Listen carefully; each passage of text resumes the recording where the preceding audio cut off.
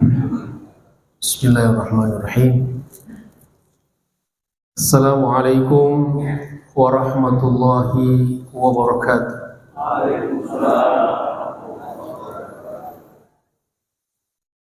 Alhamdulillahirabbil alamin. Wa bihi nasta'inu ala umuri dunya waddin. Wassalatu wassalamu ala asyrafil anbiya'i wa afdalil mursalin. Wa ala alihi wa sahabatihi wat tabi'in wa man tabi'ahum bi ihsanin ila yaumiddin. Subhanaka la ilma lana illa ma 'allamtana innaka antal alimul hakim. Allahumma 'allimna ma yanfa'una wa anfa'na bima 'allamtana. Rabbana zidna ilman warzuqna fahma. Rabbi shrah li sadri wa yassir li amri wahlul 'uqdatam min lisani yafqahu qawli, amma ba'd. Ma'asyiral muslimin wal muslimat rahimakumullah, bil khusus para asatidz, para orang tua, para tokoh masyarakat, segenap pengurus DKM Masjid Babus Salam yang kita senantiasa makmurkan ini, serta saudara-saudaraku jamaah salat subuh dan majelis ta'lim yang insyaallah semua kita senantiasa dimuliakan dan dirahmati Allah Subhanahu wa ta'ala. Apa kabar semuanya? Sehat ya? Alhamdulillah. Puji syukur kita panjatkan kepada Allah Subhanahu wa ta'ala. Setelah kita sholat subuh berjamaah, mudah-mudahan Allah terima sholat kita. Kita lanjutkan, kita niatkan pertama i'tikaf di masjid, kemudian bersilaturahim. Mudah-mudahan dengan silaturahim Allah Subhanahu wa ta'ala senantiasa lapangkan rezeki kita dan panjangkan umur kita. Man ahabba ayyubu satalahu fi rizqihi, barang siapa yang mau dilapangkan rezekinya, wa yunsa'alahu fi atharihi, dan mau diakhirkan ajal kematiannya. Maksudnya mau dipanjangkan umurnya, falyasil rahimahu, maka hendaklah dia senantiasa bersilaturahim. Dan yang tidak kalah pentingnya kita niatkan untuk talabul ilmi, untuk belajar. Karena belajar di dalam Islam minal mahdi ilal lahdi, dari kata orang Jakarta, dari di bedong sampai di bedong, dari lahir sampai wafat. Mudah-mudahan dengan talabul ilmi ini Allah Subhanahu wa ta'ala lapangkan jalan untuk kita menuju surga. Kata Nabi SAW, man salaka tariqan, barang siapa yang menempuh satu jalan, yaltamisu fihi ilman, di mana dia mengais mencari ilmu, sahhalallahu lahu bihi tariqan ilal jannah, niscaya Allah Subhanahu wa ta'ala akan melapangkan, akan memudahkan baginya jalan menuju surga. Dan seperti biasa kita ingatkan terus sebelum kita tinggalkan masjid, kita akhiri dengan sholat isyraq atau syuruq, yang pahalanya kata Nabi seperti haji dan umroh. Man shallas subuha fi jama'atin, barang siapa yang salat subuh berjamaah, summa qa'ada yadhkurullah, kemudian dia duduk sembari zikir kepada Allah Subhanahu wa ta'ala, menghadiri majelis taklim, kata ulama termasuk dari bagian zikrullah, hatta tatlu'a syams, sampai terbit matahari.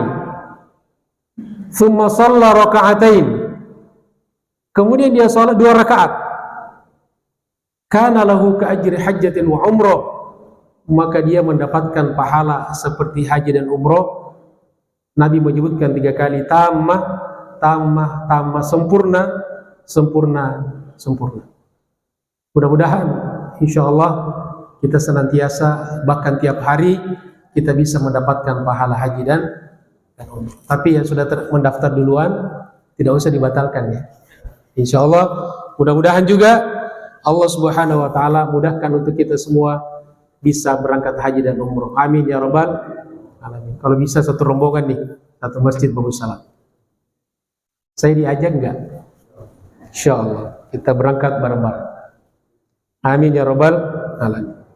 Jamaah sekalian dirahmati Allah Subhanahu wa taala, kita lanjutkan kajian kita, masih pengkajian dan pembahasan dari kitab Riyadhus Shalihin karya Imam An-Nawawi. Sekarang kita masuk di bab ikrami ahli baiti Rasulillah sallallahu alaihi wasallam wa bayani fadlihim. Bab tentang kemuliaan keluarga Rasulullah sallallahu alaihi wasallam dan keterangan tentang keutamaan mereka.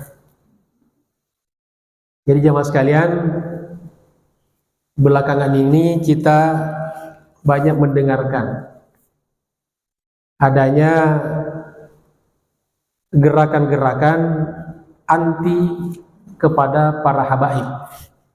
Betul ya? Ini sebetulnya adalah gerakan-gerakan yang tidak terjadi dengan sendirinya.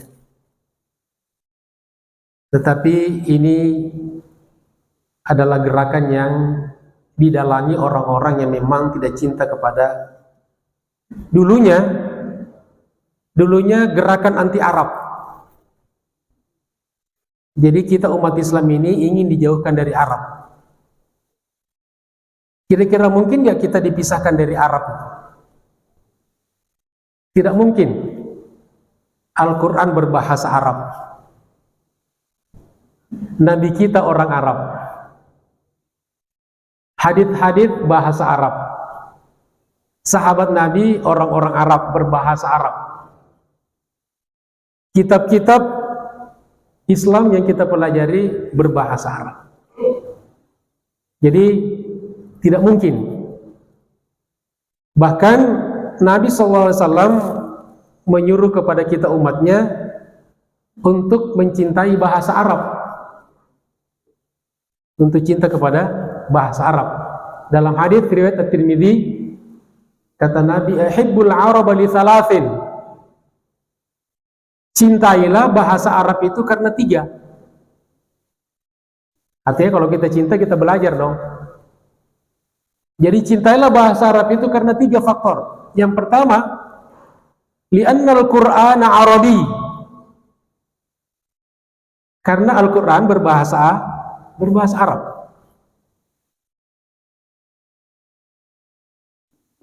Li'annal Qur'ana Arabiyyun, karena Al-Quran berbahasa Arab. Wa ana Arabiyyun, dan saya, kata Nabi, adalah orang Arab. Wa lughatu ahlil jannati Arabiyyah, dan bahasanya penghuni surga adalah bahasa Arab. Jadi kalau yang benci bahasa Arab nanti nggak bisa ngomong nanti di surga, atau jangan-jangan tidak masuk surga. Nah, jadi ini sudah bertolak belakang, gerakan-gerakan anti Arab ini sudah jelas ini bukan dari ajaran Islam.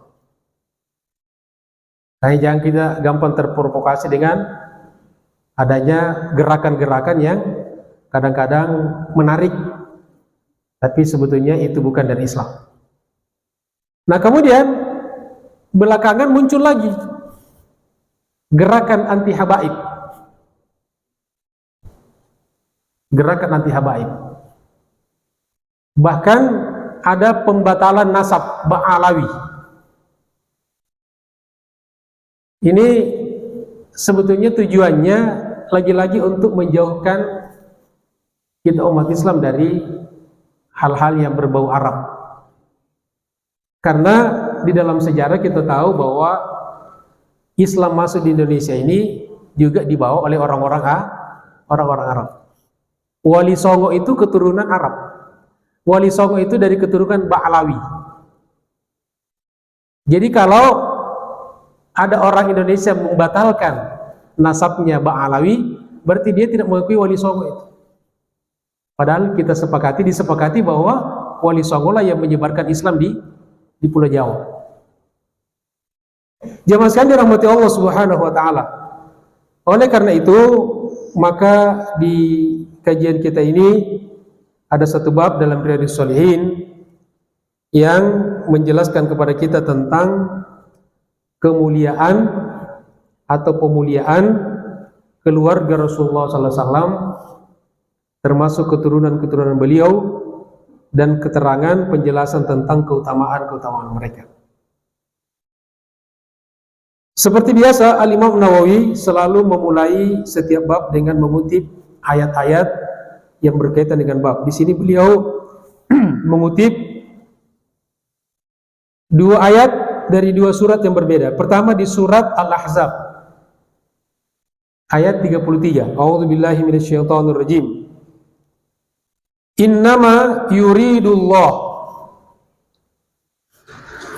liyudhiba ankumur rijsa ahlal bait wa yutahhirakum tathira. Innama yuridullah, sesungguhnya hanya saja Allah Subhanahu wa taala ingin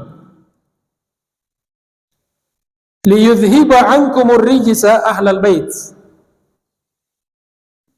untuk menghilangkan dosa-dosa daripada kalian, wahai ahlul bait, wahai keluarga Nabi.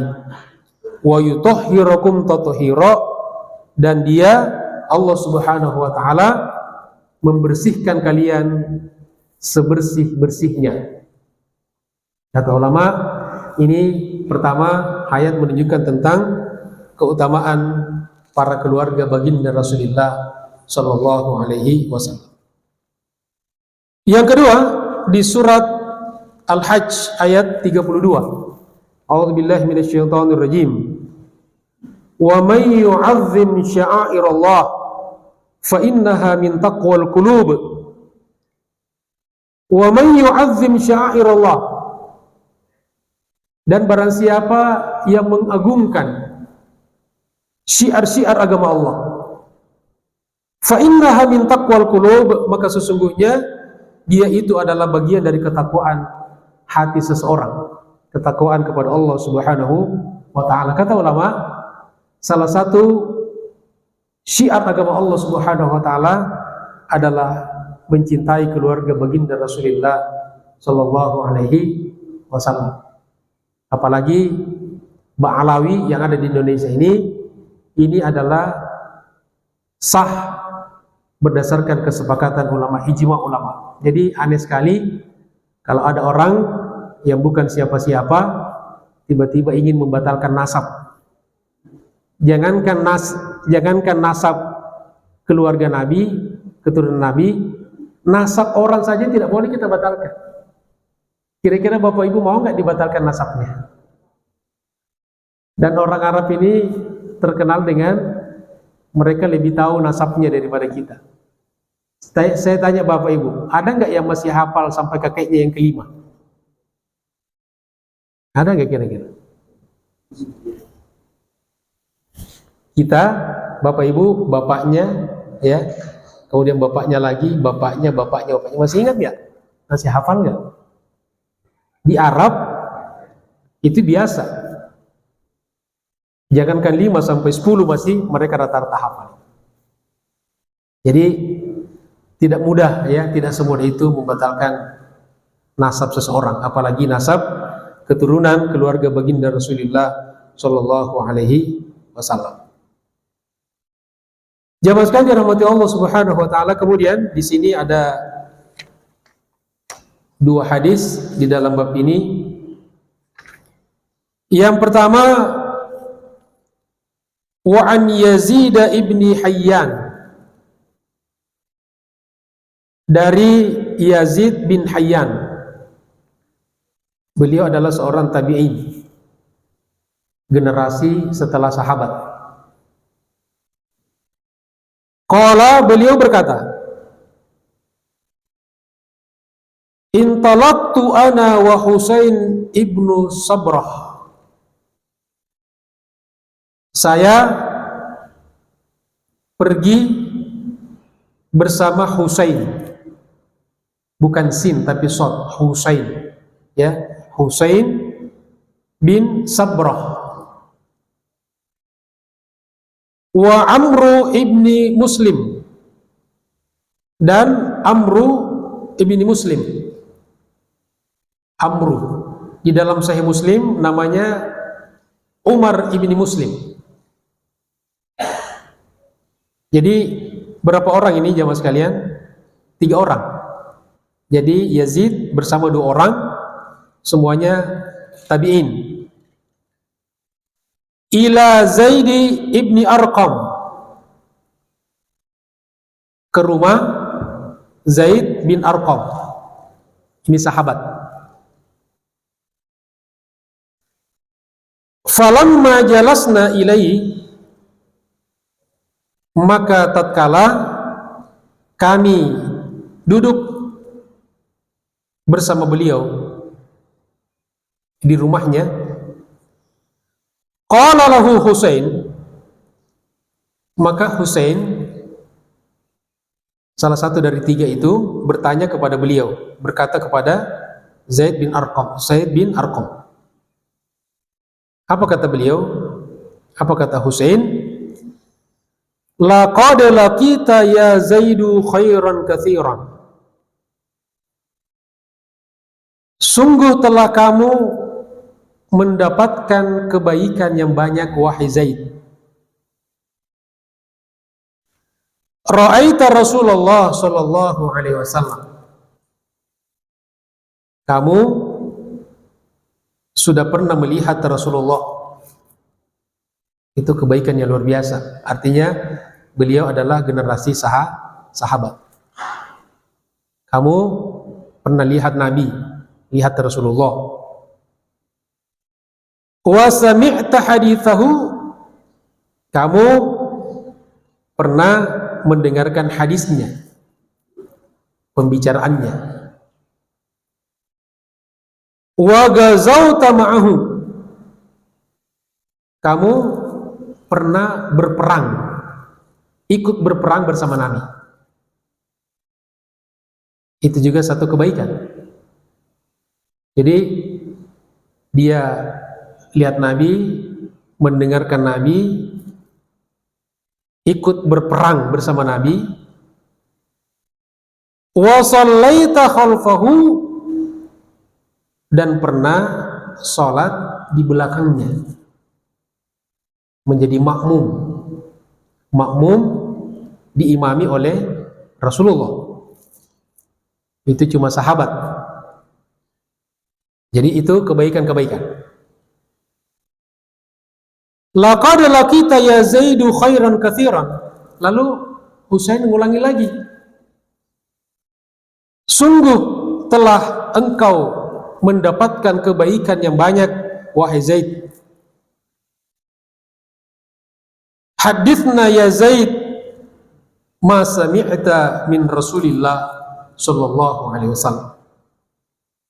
Tolong ceritakan kepada kami apa yang telah engkau dengarkan dari baginda Rasulullah sallallahu alaihi wasallam. Qala, lalu Zaid berkata, Iyabna akhi, wahai anak saudara. Jadi kalau bahasa kita, wahai ponakan. Wallahi, demi Allah, laqad kabirat sinni, umurku sudah lanjut, aku sudah tua. Wa qaduma ahdi, zamanku telah berlalu, telah lewat. Zaman sahabat, ini tabi'in setelahnya. Kalau normalnya itu kan 100 tahun. Sahabat 100 tahun, tabi'in 100 tahun, tabi'in 100 tahun. Wa nasitu ba'dal ladzi kuntu a'i min Rasulillah sallallahu alaihi wasallam. Dan saya sudah melupakan, sudah lupa sebagian besar yang pernah aku dengar, aku hafal dari Rasulullah sallallahu alaihi wasallam. Ini kata siapa? Kata Zaid. Jadi saya sudah tua, zamanku sudah berlalu, dan sebagian besar yang pernah aku dengar dari Nabi, yang pernah aku hafal, itu sudah saya lupa. Fama haddatsukum faqbalu, maka apa-apa yang aku akan bicarakan, sampaikan kepada kalian, terimalah. Jadi Zaid ini menjelaskan kondisinya dulu.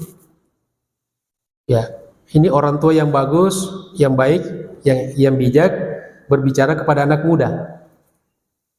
Ya, jangan kita menuntut orang tua sama dengan kita, karena masanya sudah lewat.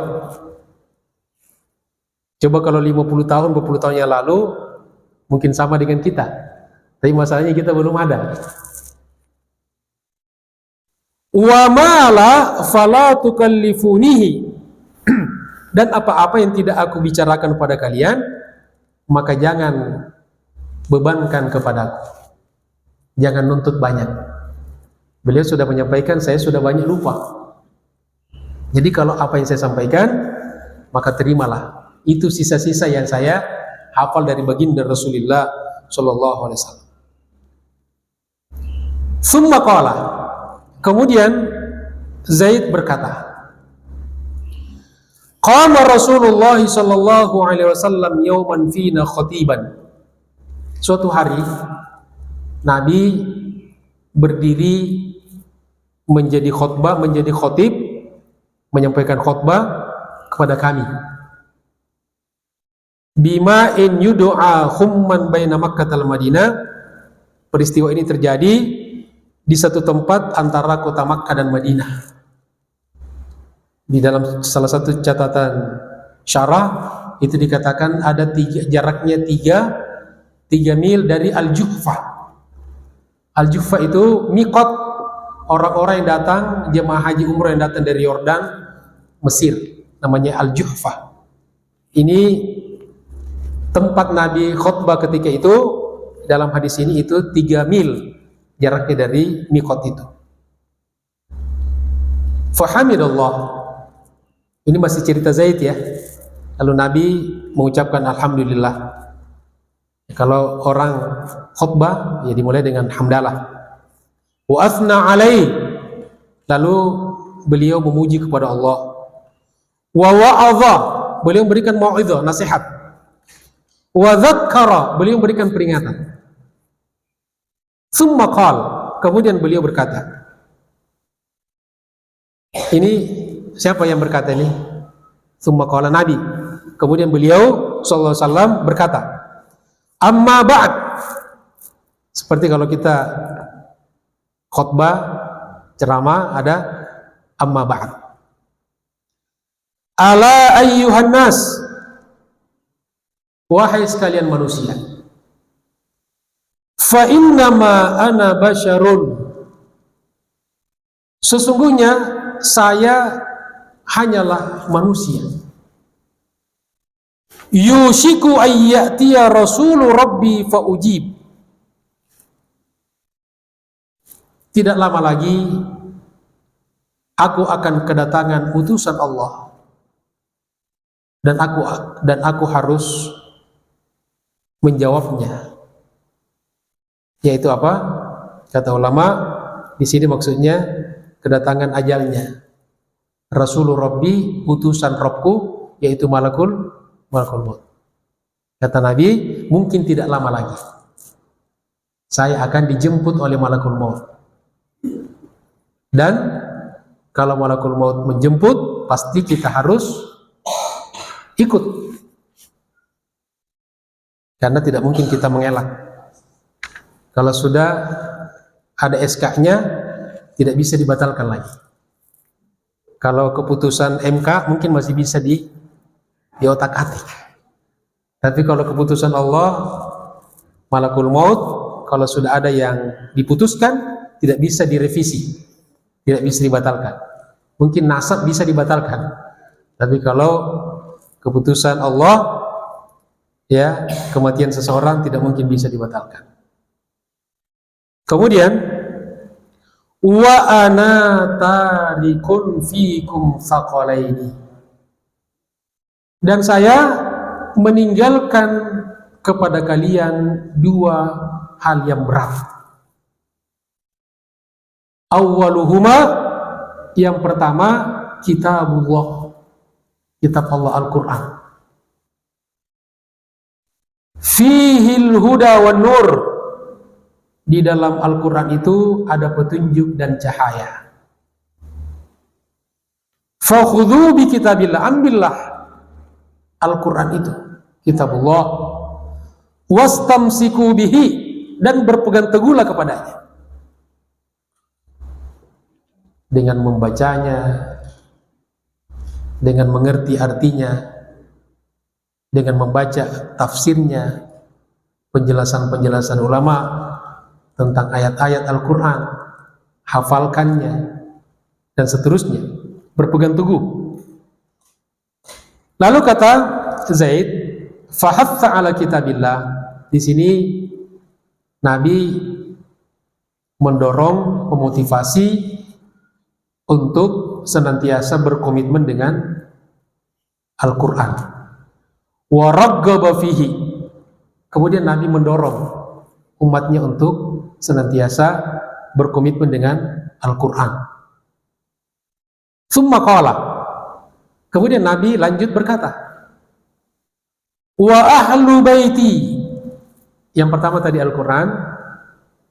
Kata Nabi, aku meninggalkan dua yang berat. Yang pertama Al-Quran. Yang kedua yang berat yang ditinggalkan Nabi, wa ahlu baiti, dan keluargaku. Udzakirukumullahu fi ahli baiti. Aku ingatkan kepada kalian tentang pentingnya memuliakan keluarga.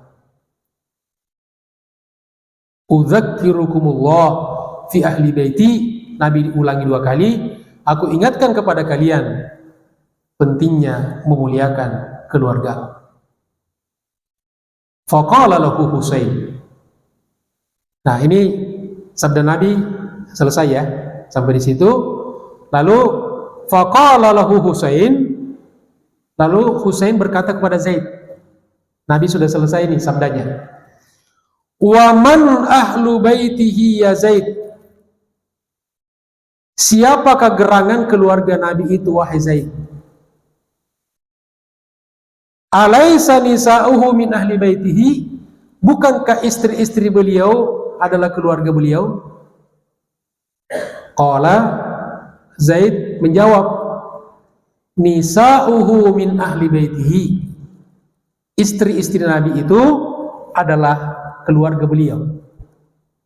Jadi clear. Jadi istri Nabi keluarga beliau. Jadi keluarga Nabi tentu pertama istri beliau, istri-istri beliau. Walakin ahlu baitihi man hurimas sadaqata ba'dahu. Tetapi yang lebih umum lagi, yang dimaksud dengan keluarga Nabi adalah semua orang yang diharamkan menerima sedekah. Di sini kata ulama maksudnya az-zakah. Haram menerima zakat. Jadi keluarga Nabi itu tidak boleh menerima zakat. Qala wa man hum. Bertanya lagi Husain, siapa mereka itu? Qala, beliau menjawab, hum alu Ali. Mereka itu adalah keturunan Ali, maksudnya Ali bin Abi Thalib. Karena Ali nikah dengan putri Nabi yang bernama Fatimah. Maka semua keturunan Ali itu, juga keturunan Fatimah adalah keluarga Nabi Shallallahu Alaihi Wasallam. Qala, lalu Husain bertanya lagi, kullu haula'i hurimas sadaqah? Semua itu haram menerima sedekah, artinya zakat? Qala na'am. Beliau menjawab, ya. Rawahu Muslim, hadis diriwayatkan oleh Imam Muslim, rakam Al-Faini Warba'umiyah wa Thamaniyah, nomor 2408. Kemudian wafi riwayatin, dan dalam satu riwayat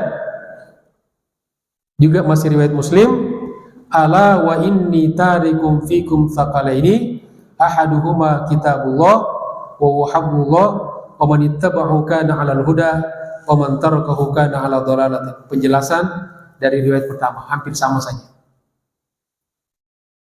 Jamaah sekalian dirahmati Allah Subhanahu wa taala. Kemudian afadal hadis, pelajaran yang kita bisa ambil dari hadis yang tadi.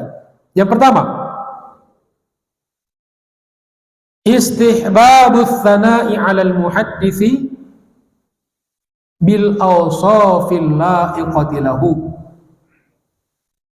wad du'a'u lahu qabla talabit tahadduts minhu. Disunnahkan, dianjurkan untuk memuji orang yang akan kita temani berbicara dengan sifat-sifat yang layak. Ya, jadi di sini pelajaran pertama, jadi kalau kita ingin belajar dari seseorang, ya kita beri mukadimah dulu, tanya-tanya dulu, tapi kata-kata yang cocok. Kalau kita bertanya kepada orang tua, disesuaikan dengan umurnya. Ya, jangan samakan dengan ngomong dengan teman atau ngomong dengan orang yang lebih muda, apalagi kepada guru. Wad du'a'u lahu, dan memanggilnya dengan panggilan yang baik. Di sini pakai ya Zaid. Jadi orang Arab itu dianggap sopan kalau memanggil seseorang dengan pakai ya. Ya Rasulullah. Ya Rasulullah. Ya Nabi Allah. Tapi kalau orang kafir, ya Muhammad. Jadi untuk pemakaian ya masih sopan. Orang kafir masih sopan gitu. Ya, sopan dalam makna bahasa. Tapi kalau kita orang Islam, sahabat, ya Rasulullah. Ya, panggil dulu. Kalau kita mungkin apa kabar? Sehat Pak, sehat Bu. Itu kan jadi kata-kata yang enak gitu kan. Jadi ketemu orang jangan, Bapak kok tambah tua ya? Ya, udah keriput ya. Nah ini nggak keluar ilmunya nih. Kalau guru didatangi lalu diberikan kata-kata sugesti yang kurang bagus, ini ilmunya nggak keluar. Coba kalau datang bertamu di rumah orang, ibu ini Masya Allah, awet muda ibu ini. Itu nggak lama keluar kopi itu. Alhamdulillah.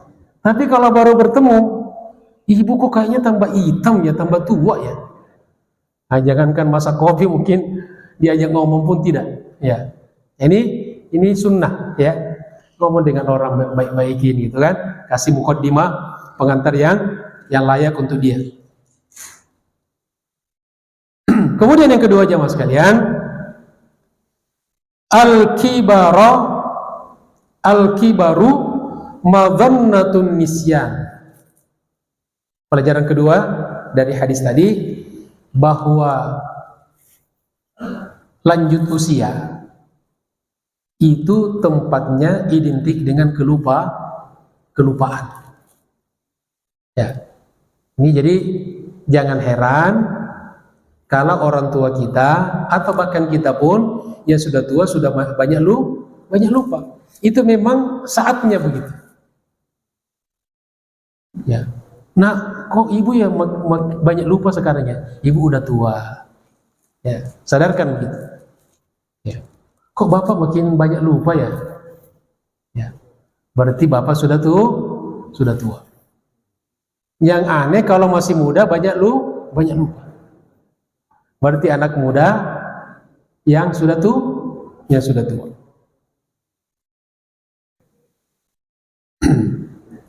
Wadu' fil quwwatil hafizah, dan juga kelemahan tenaga. Jadi makin tua makin pelupa dan makin lemah tubuh kita. Itu sunnatullah. Tidak ada orang makin tua makin kuat, tidak ada. Ya, kalaupun itu cuma gaya doang. Ya, gaya doang. Ya begitu sunnatullah. Ya kita harus sadari. Jadi makin tua ini Allah ambil perlahan-lahan, penglihatan kita diambil pelan-pelan. Untung tidak diambil sekaligus. Ya, penglihatan diambil pelan-pelan, pendengaran, rambut juga diputihkan, tidak sekaligus. Coba satu malam putih semua. Ya kaget juga, bisa stres tuh. Tadinya hitam semua tiba-tiba. Ya rambut kita juga dalam penelitian, dalam salah satu jurnal dikatakan rambut kita ini rontok satu hari 16 lembar rata-rata. Makanya jangan heran bahwa apa kalau makin hari makin lebar lapangan. Ya. Itu tiap hari 16. Mungkin ada yang lebih. Ya. Tinggal bagaimana kita pintar-pintar merawat saja. Jadi makin lemah kekuatannya. Kemudian walidzalika kurihat tahaddutsu ba'da tsamanin makhafatal ikhtilaf. Itulah sebabnya pada usia 80 tahun dalam ilmu hadis seseorang muhadis tidak boleh lagi untuk meriwayatkan hadis. Kenapa? Dikhawatirkan hadisnya sudah bercampur baur. Ini satu kaidah dalam ilmu hadis. Orang kalau sudah usia 18 tahun, usia 80 tahun, ya jangan lagi banyak ya memberikan hadis. Jadi sadar dirilah. Jadi kalau tua-tua ini ya banyak berdoa, banyak berzikir, mengajar yang muda-muda. Ya tidak usah lagi ingin seperti waktu usia muda. Jadi pelajarannya untuk kita ini, kalau orang yang sudah usia 80 tahun, di sini ada 80 tahun.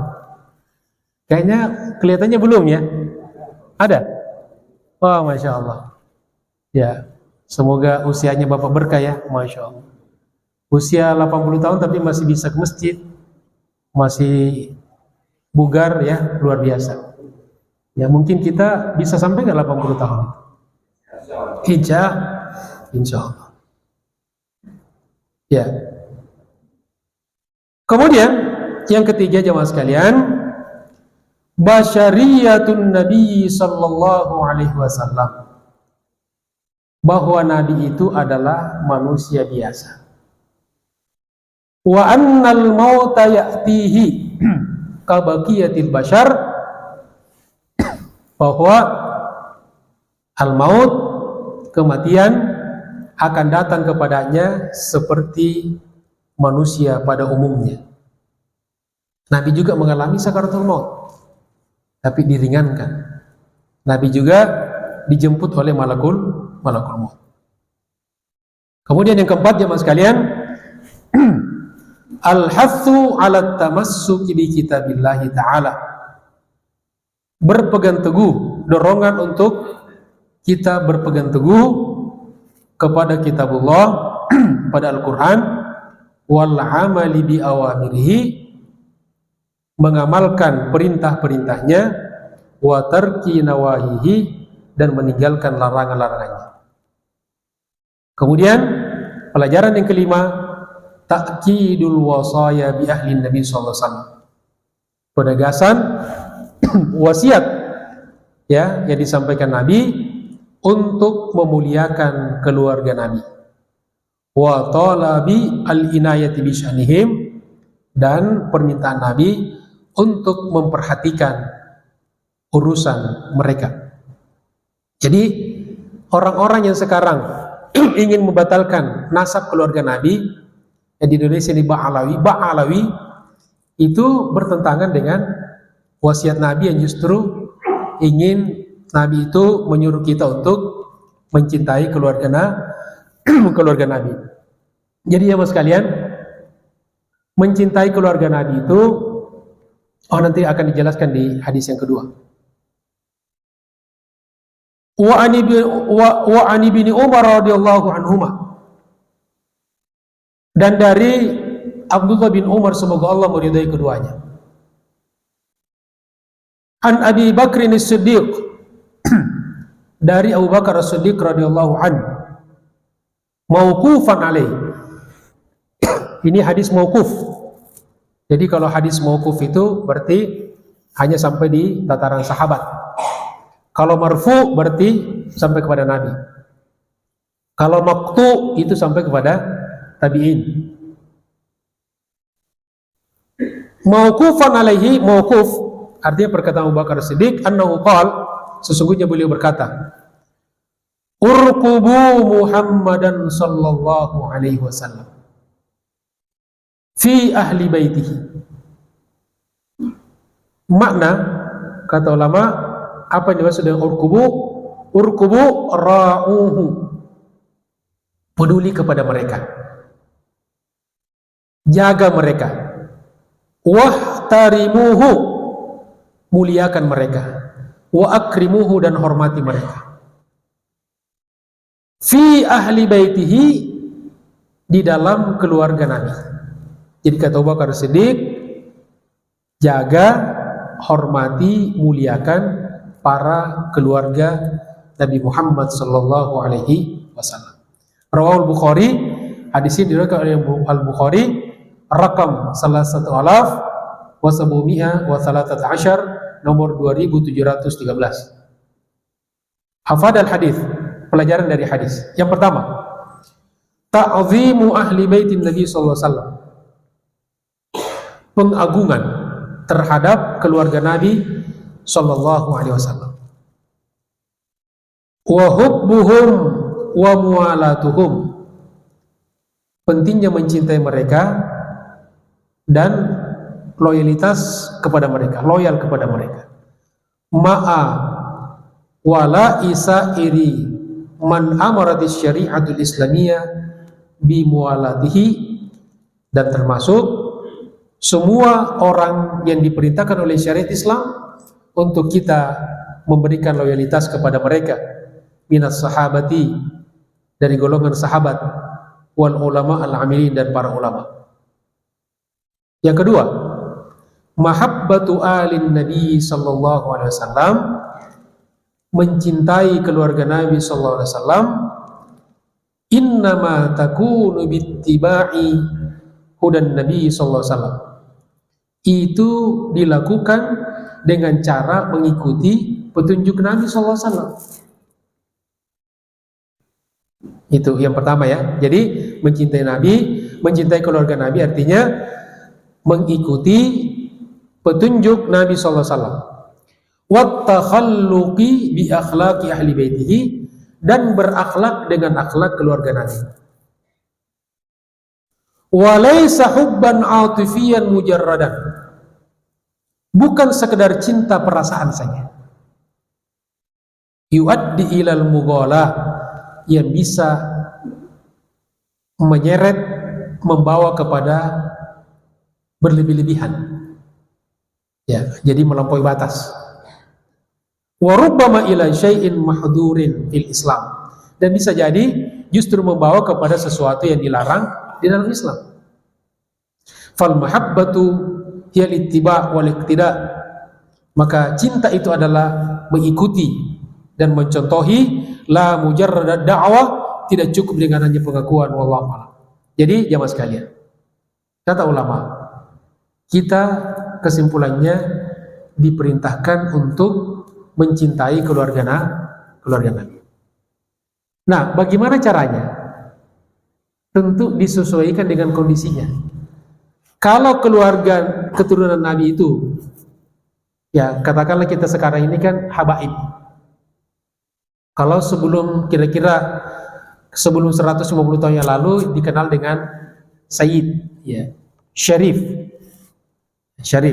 Belakangan kemudian ada istilah habaib, Habib. Nah, kalau mereka itu adalah orang yang berilmu, maka berkumpullah di situ ada kemuliaan dia keturunan Nabi dan kemuliaan ilmu. Maka bagi mereka ini ya jadi ulama, ngajar, ilmunya bermanfaat. Nah, jadi cinta kepada beliau plus kita ambil ilmunya.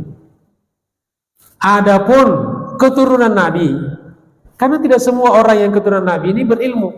Yang tidak punya ilmu, yang biasa-biasa saja, yang orang awam, nah ini cinta saja. Tapi jangan dipaksa ngajar, apalagi berfatwa. Nah, kalau yang tidak punya ilmu berfatwa, maka bisa mengajarkan kesesatan. Tapi tidak boleh kita membenci. Karena kalau kita mencintai hanya karena ilmunya, maka yang tidak berilmu kita benci dan melanggar perintah Nabi. Kalau kita cinta kepada mereka hanya karena